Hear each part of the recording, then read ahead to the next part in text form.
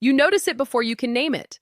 A man past 40 looks at a woman and says nothing about her face, her body, her outfit. He says something else entirely, something quieter, and she remembers it for years. Most people assume this is restraint or shyness, or maybe he simply didn't notice how she looked, but that assumption misses something important, something almost nobody talks about. What most people don't realize is that older men aren't avoiding the compliment about her looks. They are choosing something they consider more valuable to say. And once you understand why, you will never hear a compliment the same way again. Think about it. When you were younger, what did praise sound like? You look amazing. You're so beautiful. Words aimed entirely at the surface, at what can be seen in a single glance. They feel good for a moment. Then they fade because they were never about you. They were about your appearance, a thing you didn't build and can't fully control. Stay with me here, because this is where things become interesting. There are two words that men who have lived longer, who have loved longer, who have lost things and learned from the losing, tend to reach for instead.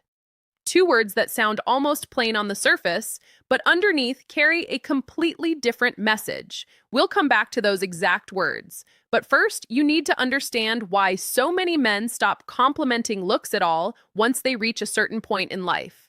Imagine this. A man in his 20s meets someone. He's drawn to her, and the first thing his mind reaches for is what he can see. Her smile, her eyes, the way she carries herself in a room. This isn't shallow, it's simply how early attraction tends to work. Attraction begins with the senses, because that's the only information available in those first few minutes. But give that same man 20 more years. Give him a failed marriage or a relationship that looked perfect from the outside and was hollow on the inside. Give him friendships that fell apart, children who taught him things he never expected to learn, mistakes he's quietly carried for a decade. Something shifts in how he sees people. He starts to notice that beauty, on its own, never kept anyone warm at 3 in the morning when life fell apart. He starts to notice that the people who stayed in his life weren't the ones who looked the best in a photograph. They were the ones who showed up, who told him the truth even when it cost them something, who carried weight without announcing it. This is where things become interesting, because this shift in perception changes the entire vocabulary a man uses when he speaks to a woman he respects. Consider the moment when an older man watches a woman handle something difficult. A hard conversation with a parent, a decision that cost her financially but aligned with her values, a moment where she could have taken the easy path and didn't.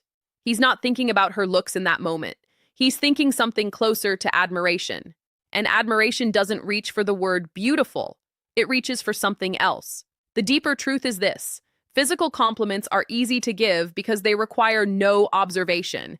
Anyone can glance at a person for 2 seconds and comment on their appearance. It costs nothing. It requires no understanding of who that person actually is. But the two words an older man tends to use instead require him to have actually been paying attention.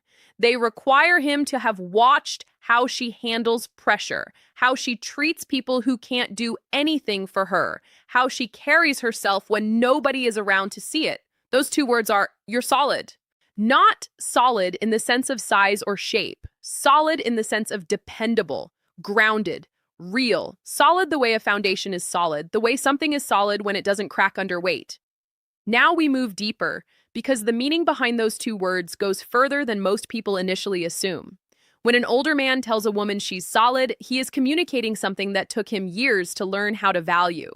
He is telling her that she doesn't fluctuate with circumstance, that her character holds steady whether she's having a wonderful week or a terrible one, that he could call her at 2 in the morning with a problem and trust she would tell him the truth instead of what he wants to hear.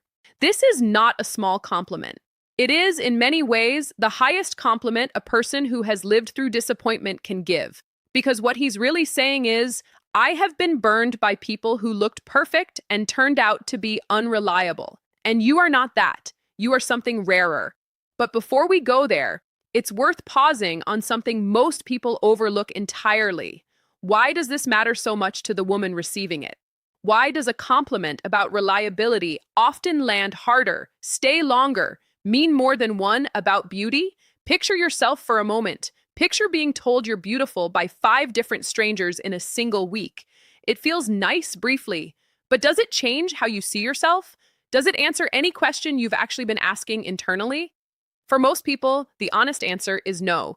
Beauty-based compliments don't address identity. They address surface. Now picture being told by someone who has clearly been paying attention that you are solid, that you are the kind of person others can lean on, that your presence in someone's life makes things steadier instead of more chaotic. This lands differently because it answers a question almost everyone is quietly asking themselves. Am I someone worth trusting?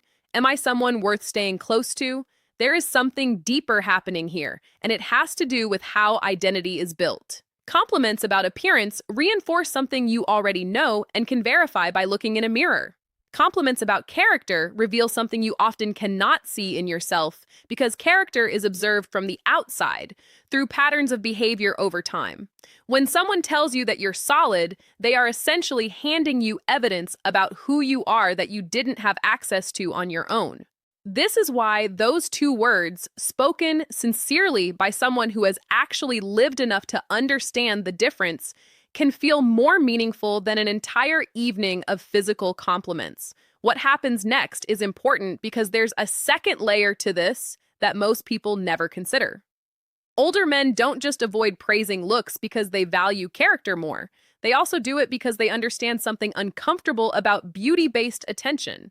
It attracts people for the wrong reasons, and it fades, leaving the relationship with nothing solid underneath it. A man who has been in a relationship built primarily on physical attraction knows what happens when that attraction is the main foundation. The moment life gets hard, the moment stress shows up, the moment one or both people change physically or emotionally, the relationship has nothing else holding it together. He's lived through that collapse or watched a friend live through it, and he doesn't want to build anything that way again. So when he meets a woman and chooses to comment on her steadiness instead of her appearance, he isn't withholding a compliment. He's offering a different kind of attention altogether, the kind built to last past the version of her that exists today. This is where most explanations of this topic stop. But there's a deeper layer still, and this is the part that changes everything. The deepest truth is this. When a man calls a woman solid, he isn't only describing her, he's revealing what he's been quietly searching for his entire adult life, often without being able to articulate it. He's telling you what nearly broke him in the past and what he refuses to go through again. He's telling you, indirectly, what he believes love is supposed to feel like once the initial excitement fades. Steady, dependable, unshaken by small storms. In other words, those two words are not really about her at all. They're a confession about him, about what he's learned the hard way, about the version of love he now understands to be real, as opposed to the version he once mistook for real because it came wrapped in attraction. And this changes the entire question you should be asking. The question most people ask is, why didn't he compliment my looks? But that was always the wrong question, because it assumes appearance is the highest form of value a person can offer or receive. The deeper, more honest question is this: what kind of attention do I actually want to be remembered for? Do you want to be remembered as someone who looked good in a single moment, or as someone whose presence made another person's life noticeably steadier? Because here is what matters. The compliments that fade are the ones built on things that change. The compliments that stay with you for years, the ones you find yourself thinking about long after the conversation ended, are almost always the ones that saw something true about your character. If you've ever wondered why a simple phrase from someone who has lived a little longer affected you more than dozens of comments about your appearance, this is why. It wasn't a small compliment. It was someone handing you proof of who you actually are. If this opened something for you, there is much more beneath the surface of how people show love, attention, and respect once they've lived long enough to know the difference between what shines and what stays. Stay close. This understanding is only the beginning.